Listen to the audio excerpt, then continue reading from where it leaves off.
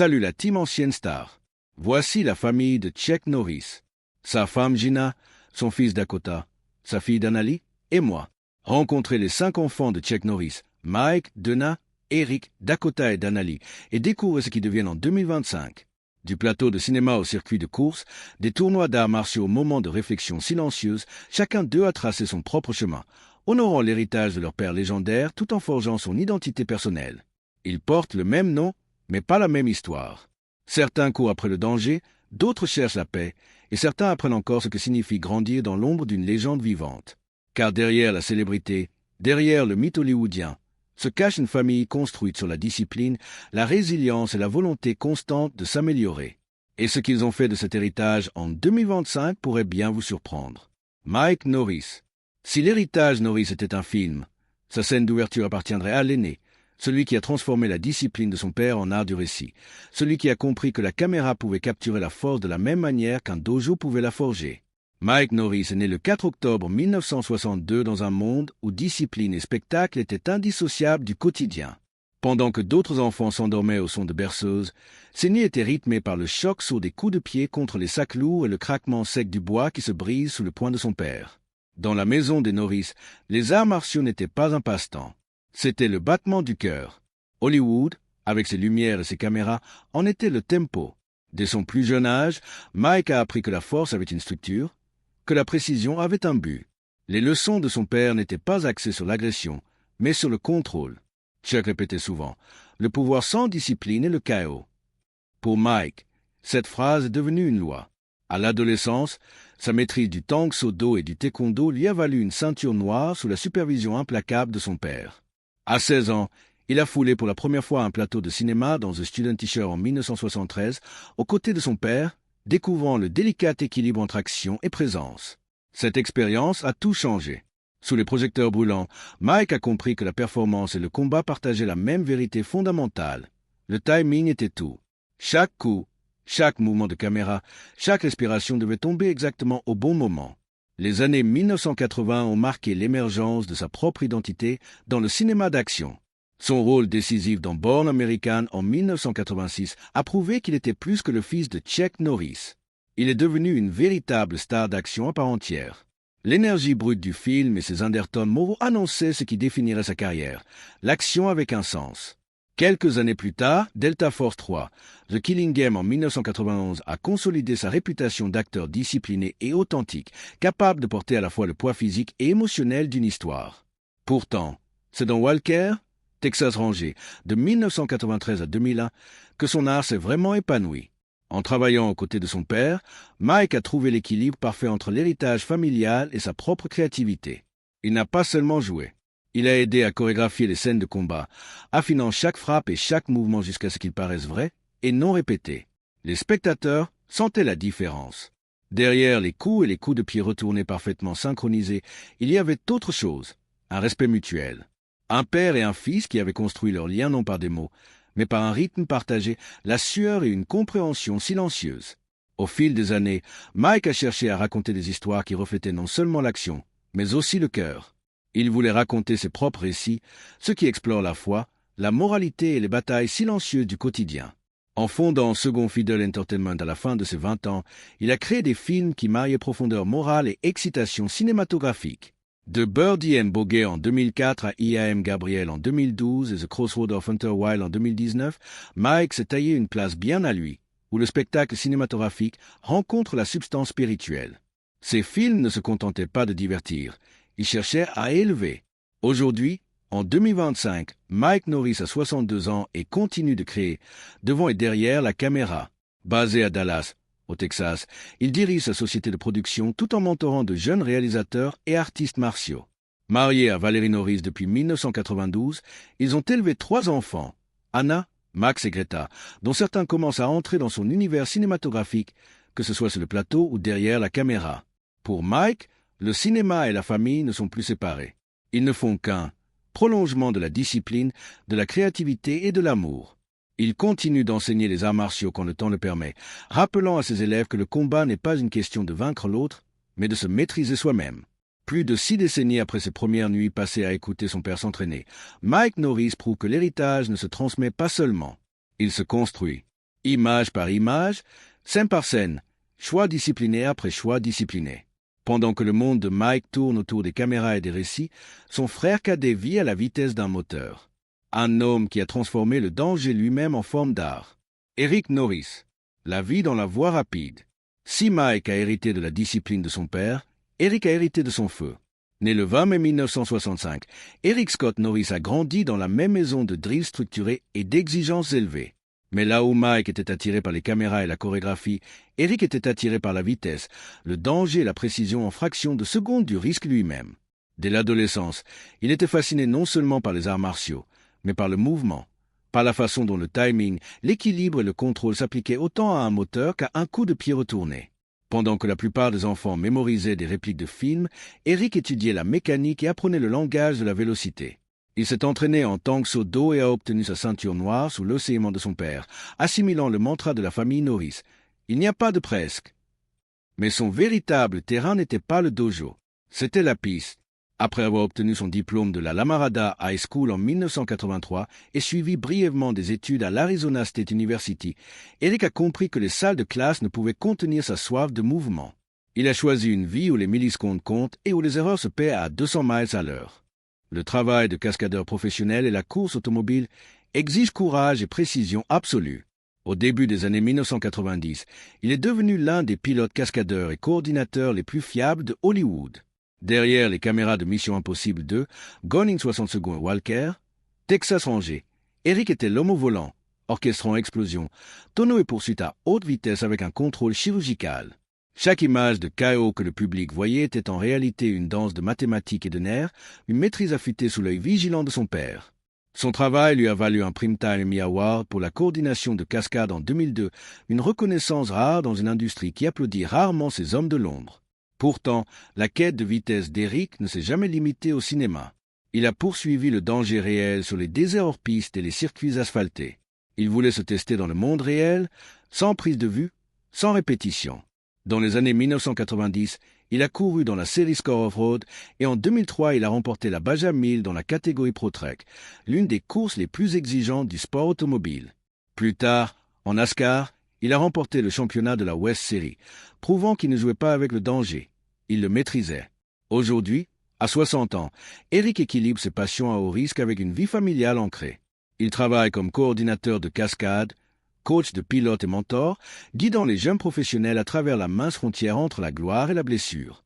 À la maison en Californie, il est simplement un père et un mari. Marié à Stéphanie depuis 1993, il a élevé 4 enfants, Cameron, Chloé, Chance et Cash, leur transmettant les valeurs de discipline, d'humilité et d'intégrité. Pour eux, il n'est pas l'homme qui fait des tonneaux à travers les flammes ou traverse les déserts à une vitesse folle. Il est le père qui assiste au récital d'école, aide aux devoirs, construit des modèles de moteurs dans le garage et leur dit que le courage n'est pas de faire quelque chose de dangereux, mais de le faire avec discipline. Eric Norris est en tout point le fils de son père, mais pas son reflet. Là où Chuck maîtrisait le mouvement par les frappes et les katas, Eric a trouvé la même vérité dans la vélocité et les flammes. Son héritage ne se mesure pas en trophée ou en générique, mais dans la précision avec laquelle il marche sur la ligne entre contrôle et KO, et gagne toujours. Et tandis qu'Eric construisait son héritage à travers le risque et le mouvement, une autre enfant Norris a trouvé sa force dans quelque chose de plus silencieux. Le courage de chercher la vérité et de reconstruire ce que le temps avait emporté. Dana Norris. Réconciliation et pardon. Bien avant les lumières de Hollywood et les légendes des arts martiaux, il y avait une autre histoire dans la famille Norris, une histoire qui s'est déroulée dans le silence, loin des caméras et des applaudissements. Elle commence non par la gloire ou la fortune, mais par l'absence. Dana Duchely, plus tard connue sous le nom de Dana Norris, est née en 1963. Elle était la fille que Chuck Norris n'a pas connue pendant ses premières années de lutte et de service militaire. Pendant qu'il était stationné à l'étranger, construisant les fondations d'un rêve qui allait un jour le définir, Dana grandissait dans un autre monde, un monde sans réponse, où l'idée de père était plus une rumeur qu'une réalité. Enfant, elle apercevait parfois l'homme qui partageait son sang, un visage sur des affiches de films, un nom murmuré dans les talk-shows, une légende dont le monde semblait à des galaxies du sien. Mais pour Dana, ces apparitions n'étaient pas de l'admiration. C'étaient des questions. Qui suis-je? Sait-il que j'existe? Elle a enfoui ces questions pendant des années, se concentrant sur la construction d'une vie utile. Dans ses 20 ans, Dana a bâti une existence ancrée dans le soin et la compassion. Elle s'est formée comme infirmière diplômée spécialisée en gériatrie et réadaptation, puis est passée à l'administration des soins de santé dans la région de Dallas-Fort Worth. Elle s'est mariée, a élevé une famille et, pendant des années, a porté ses questions sans réponse en silence, sous le poids de routine, des responsabilités et du travail. Elle s'est donné corps et âme à aider les autres à guérir, même si une partie de sa propre histoire restait en suspens. Sa compassion est devenue son armure, une preuve silencieuse que l'on pouvait vivre avec dignité et grâce même sans reconnaissance. Tout a changé quand elle avait 26 ans. En 1990, un test ADN a confirmé ce qu'elle soupçonnait depuis longtemps. Chuck Norris était son père. Hésitante mais déterminée, elle a pris contact. La réponse qu'elle a reçue la surprise. Chuck n'a pas hésité. Il a accepté comme sa fille, lui offrant de se rencontrer, de se connecter et de rattraper le temps perdu. Leur première rencontre, immortalisée plus tard dans des photos de famille, fut calme et profonde, des sourires larmoyants, une étreinte timide et le sentiment que le temps lui-même s'était arrêté assez longtemps pour laisser respirer le pardon. À partir de ce moment, Donna est devenue une partie officielle de la famille Norris. Elle a progressivement noué des liens avec ses demi-frères Mike et Eric, puis avec les plus jeunes enfants de Chuck, Dakota et Danali. Les fêtes de famille et les retrouvailles, autrefois étrangères, sont devenus des espaces de connexion, de rire et d'histoires partagées. Donna n'a jamais cherché les projecteurs. Il s'agissait simplement d'être enfin vue. Elle est restée ancrée dans sa profession, son rôle de mère et son propre chemin de service et de compassion. En 2025, à 62 ans, Donna vit une vie de calme impact au Texas. Elle continue de mentoriser de jeunes infirmières, participe à des œuvres caritatives en soutenant les vétérans et les mères célibataires et honore les valeurs transmises par son éducation et l'héritage militaire et personnel de son père. Elle ne cherche ni caméra ni attention. Elle cherche du sens. Sa vie rappelle que le courage ne porte pas toujours des gants ni n'exécute des cascades. Parfois, il suffit d'écrire une lettre, de poser une question et de choisir le pardon plutôt que le ressentiment. Parmi tous les enfants de Chuck Norris, l'histoire de Donna est peut-être la plus humaine, un parcours non pas de combat ou de compétition, mais de réconciliation. Dans une famille définie par la force, la sienne est la force tranquille, celle qui guérit. Et tandis que Donna trouvait la paix par la vérité, une nouvelle génération d'enfants Norris s'élevait, des jumeaux qui porteraient l'héritage des arts martiaux de la famille dans un nouveau siècle, chacun à sa manière. L'un entrerait dans l'arène, l'autre maîtriserait le calme. Dakota Allen Norris, prodige des arts martiaux. Le bruissement rythmé des poings et le choc mesuré des pieds contre le parquet poli remplissent le dojo baigné de soleil. La sueur brille sous les lumières tandis que Dakota Allen Norris, né le 30 août 2001, enchaîne une séquence de kata avec la précision de décennies d'entraînement gravée dans chaque mouvement. Chaque stance, chaque coup de pied, chaque respiration contrôlée porte le poids d'un héritage presque vieux de 2 décennies. En tant que plus jeune fils de Chuck Norris et Gina O'Kelly, pour Dakota, les arts martiaux n'ont pas été introduits. Ils ont été hérités. Dès qu'il a su se tenir debout, il a regardé la silhouette de son père bouger à travers les drills du matin, délibéré, équilibré, ininterrompu. Là où la plupart des enfants apprenaient des histoires du soir, Dakota apprenait des katas. À 8 ans, il a commencé un entraînement formel en Tang Soo Do et en jiu-jitsu brésilien, obtenant finalement une ceinture noire 3e degré en Tang Soo Do et une ceinture noire en Shinkyudo, le système fondé par son père. À 15 ans, lui et sa sœur jumelle Danali ont obtenu leur ceinture noire côte à côte, s'inclinant ensemble sur le même parquet poli qui avait résonné des pas de leur père des décennies plus tôt. Ce n'était pas seulement une tradition, c'était un héritage qui renaissait. Au fil des années, la maîtrise de Dakota est devenue remarquable. En 2025, à 23 ans, il a déjà remporté des victoires dans de multiples tournois nationaux et internationaux, dont des podiums aux championnats du monde de la United Fighting Federation, des apparitions au World Combat Game et au Los Angeles Open Martial Arts Championship. Ses coups de pied ou tournoyants et ses sauts en croissant élevé sont devenus des moments viraux, non pour le spectacle, mais pour la précision presque surnaturelle qui semble gravée dans son ADN. Mais ce qui distingue Dakota n'est pas seulement sa technique, c'est sa philosophie. Il ne voit pas les arts martiaux comme une performance, mais comme un mode de vie. Quand on lui demande la célébrité, il a un jour répondu « Le but n'est pas d'être vu, le but est de devenir meilleur ». Cette phrase calme porte tout le poids de son éducation. Discipline d'abord, projecteur ensuite. Pourtant, la dévotion de Dakota va bien au-delà de la compétition. Après le lycée, il a poursuivi des études en kinésiologie et sciences du sport, explorant la mécanique du mouvement, l'endurance et la prévention des blessures. Il enseigne et mentore au sein de Kickstar Keys, le programme fondé par son père pour instiller discipline et estime de soi aux élèves des écoles publiques du Texas. Là, Il forme de jeunes pratiquants, partage des leçons de persévérance et continue discrètement la mission familiale de transformer des vies par les arts martiaux. Malgré sa prouesse physique et sa reconnaissance publique, Dakota a résisté à l'attrait d'Hollywood.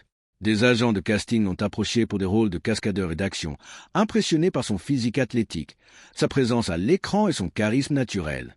Mais il reste ancré. Les arts martiaux ne sont pas une plateforme pour la célébrité. C'est un mode de vie, explique-t-il. Hors des tatamis, il médite, fait des randonnées, étudie et s'entraîne 2 fois par jour, cultivant la discipline plutôt que la distraction, le sens plutôt que la publicité. Le parcours de Dakota illustre un principe au cœur de l'héritage Norris. La force hérite, mais le caractère se mérite. Il porte le calme intense de son père, la foi ancrée de sa mère et une discipline générationnelle qui semble à la fois ancienne et neuve. Pour l'œil distrait, Dakota est un compétiteur. Mais pour ceux qui connaissent l'histoire des Norris, il représente quelque chose de plus profond. Le pont entre tradition et transformation, la preuve que l'esprit des arts martiaux n'est pas une question de célébrité ou de film, mais la poursuite infinie de la maîtrise. Et tandis que Dakota s'épanouit sous les projecteurs des tournois et des salles d'entraînement, sa sœur jumelle Danali poursuit un chemin plus discret, introspectif, démontrant que la résilience et la force peuvent exister loin des caméras, des applaudissements et des trophées. Danali Kelly Norris, la force dans l'ombre. Là où Dakota avance sous les projecteurs, Danali Kelly Norris a toujours suivi un chemin plus silencieux, enraciné dans la discrétion, l'apprentissage et la maîtrise intérieure. Né le 30 août 2001 aux côtés de son frère jumeau, Danali a grandi dans une maison où discipline, foi et responsabilité personnelle n'étaient pas des leçons affichées au mur, mais des principes vécus au quotidien. Là où Dakota a trouvé son focus dans le mouvement, Danali le trouvait dans le silence. Elle était introspective, observatrice et précise. Le genre d'enfant qui remarquait le rythme dans les pauses entre les sons. Dans une famille connue pour la maîtrise physique, son don était la présence. Dès ses premières années, elle s'est entraînée aux arts martiaux sous la guidance de son père Chuck Norris et de sa mère Gina O'Kelly, tous deux ceintures noires et cofondateurs du programme Kickstar Keys. Vers le milieu de son adolescence, elle avait obtenu des ceintures noires en tank do et en shin cube do. Elle a participé à des compétitions locales et régionales, non pour les médailles ou la reconnaissance, mais pour affiner sa technique, cultiver le contrôle de soi et maîtriser l'art subtil de la discipline. Même alors, sa force était évidente, non dans la puissance, mais dans la concentration. Là où d'autres cherchaient les applaudissements, elle cherchait l'équilibre. Contrairement à Dakota qui s'épanouissait dans les compétitions et les démonstrations publiques, Danali s'est tournée vers les études et l'introspection. Après le lycée, elle a poursuivi des études en sciences de la santé et en psychologie, explorant l'intersection entre corps, esprit et arts martiaux. Ce n'était pas le chemin de l'adrénaline, mais celui de la conscience, le genre qui construit l'endurance de l'intérieur. En 2025, à 23 ans, elle équilibre ses études avec l'enseignement des arts martiaux à temps partiel dans des studios locaux et des programmes de jeunesse liés aux œuvres caritatives de sa famille. Les élèves la décrivent comme calme, concentrée et tranquillement inébranlable. Ses leçons vont bien au-delà du combat. Elles portent sur la discipline, la patience et le respect de soi. À travers elle, l'héritage Norris évolue de la puissance à la présence. Les accomplissements de Danali sont plus discrets, mais non moins significatifs. Ils se mesurent non en trophées ou en attention médiatique, mais en calme, en résilience et en vie intentionnelle. Elle a délibérément évité Hollywood, le combat professionnel et les carrières publiques, canalisant plutôt l'héritage familial vers la maîtrise personnelle et le service aux autres. Dans une famille construite sur le mouvement, son calme est ce qui ressort. En faisant cela, elle démontre que la force peut exister sans spectacle et que l'influence peut s'épanouir sans projecteur. Elle est le reflet de la sagesse de son père, la preuve que la vraie maîtrise ne crie pas. Elle résonne. La famille Norris aujourd'hui. La famille Norris en 2025 est une étude de contraste, de continuité et de cohésion silencieuse. En surface, la famille incarne l'héritage, arts martiaux, Hollywood, cascade à haute vitesse et une lignée façonnée par la discipline et le courage. Mais sous les titres et les apparitions publiques se cache quelque chose de plus rare, un rythme partagé de sens qui relie 5 vies très différentes. Chuck Norris, maintenant au début de ses 80 ans, reste le patriarche dont l'influence touche chaque recoin de la famille. Ses enseignements, discipline, respect, persévérance sont devenus un curriculum vivant pour ses enfants. Même aujourd'hui, ses proches disent que Chuck s'entraîne encore à l'aube, rappelant à tous que la discipline ne vieillit pas, elle endure. Pourtant, la maison n'est pas un écho rigide de son propre passé. C'est un espace où chaque enfant a interprété cet héritage à sa manière. Mike Norris, l'aîné, a traduit la discipline martiale en créativité, produisant, réalisant et jouant dans des films qui reflètent sa propre vision. Eric Norris canalise l'énergie familiale dans la vitesse et le risque, maîtrisant à la fois les cascades hollywoodiennes et la course réelle. Là où Mike construit des histoires image par image, Eric vit les siennes à 200 miles à l'heure. Deux fils poursuivant l'excellence sous des angles différents du même feu. Donna Norris, l'aînée des filles, incarne la réconciliation et la force émotionnelle. Ayant découvert sa place dans la famille plus tard dans sa vie, elle participe aujourd'hui aux rassemblements familiaux, apportant équilibre et une perspective plus calme qui complète les exploits publics de ses frères et sœurs. Sa présence leur rappelle que la force n'est pas toujours une question d'impact. Parfois, elle est le pardon. Dakota et Danali, jumeaux nés dans un monde déjà défini par l'héritage, montrent que la génération suivante peut honorer la tradition tout en forgeant ses propres chemins.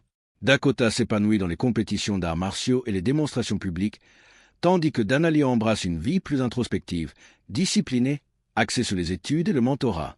Ensemble, ils représentent l'évolution vivante de l'héritage Norris, mouvement et pleine conscience, parfaitement équilibré. Les rapports publics, les posts sur les réseaux sociaux et les rares interviews dressent le portrait d'une famille qui, bien qu'exceptionnellement disciplinée, orientée vers la réussite, reste soudée. Vacances, fêtes et rassemblements informels incluent tout le monde, de Chuck et Gina aux plus jeunes petits-enfants, offrant des moments d'humour, d'encouragement et de rituels partagés. Ces aperçus, souvent de simples photos de famille ou d'équipes d'anniversaire, résonnent plus que n'importe quelle scène d'action. Des observateurs se sont souvent interrogés sur la façon dont la célébrité, la richesse et l'héritage influencent leurs relations. Certains ont supposé que les pressions d'Hollywood, des carrières dans les arts martiaux et du regard public créaient parfois des tensions. Pourtant, la famille semble naviguer ces défis avec un mélange d'humour, de structure et de loyauté que les étrangers voient rarement. Ce n'est pas la perfection qui les unit, c'est la discipline partagée.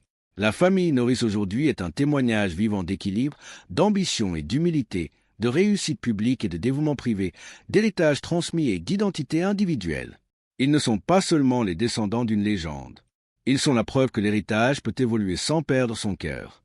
Ils forment un réseau de vie entrelacé par des valeurs communes, une résilience apprise et un sens du but presque palpable. En 2025, l'histoire des Norris ne parle plus seulement de ce que Chuck a construit. Elle parle de ce que ses enfants continuent de construire. C'est une histoire qui continue de se dérouler, mêlant l'extraordinaire au quotidien, la persona publique au cœur privé de la famille. Et tandis que 2025 se déploie, une vérité reste ferme. La force coule dans le sang des Norris, mais l'héritage vit dans les choix qu'ils font. Qu'en pensez-vous des accomplissements de ces enfants? Trouveriez-vous difficile de vivre sous un nom aussi imposant? Dites-le moi en commentaire. Merci d'avoir regardé. À la prochaine.